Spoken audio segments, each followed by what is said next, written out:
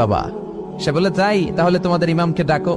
সাইয়েদনা ইমাম আবু হানিফা টাইম দিলেন, এই জুমার দিন, আজকে জুমার দিন না, এই জুমার নামাজের পরে ঠিক ভর দুপুরে 2টায় সবাই আমরা একত্রিত হব। নাস্তিকও আসবে, সাইয়েদনা ইমাম আবু হানিফাও আসবে। জুমার সালাতের পরে লোকের বন্যা বয়ে গেল, বাঁধ ভাঙা জোয়ার, অনেক মানুষ। নাস্তিক এসেছে, লক্ষ লক্ষ লোক এসেছে, আসে নাই ইমাম আবু হানিফা। আসে না আধা ঘন্টা, 1 ঘন্টা, 2 ঘন্টা পরে আসছে। নাস্তিক বলে, এই তোমাদের ইমাম যার কোনো সময়ের জ্ঞানই নাই, এর সাথে কিসের তর্ক? সাইয়েদনা ইমাম আবু হানিফা বলে, ইনদি উযর, আমার ওজর আছে। কি ওজর?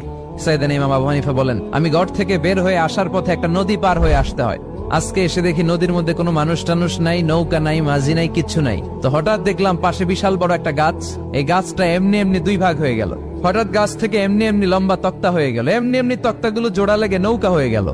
আর নৌকা আমার সামনে আসলো, মাঝি ছাড়া, লগি বৈঠা ছাড়া। আমি নৌকায় যেয়ে বসলাম, নৌকাটা আমার নিয়ে টান দিয়ে সাঁ করে ওপারে নিয়ে গেল। তো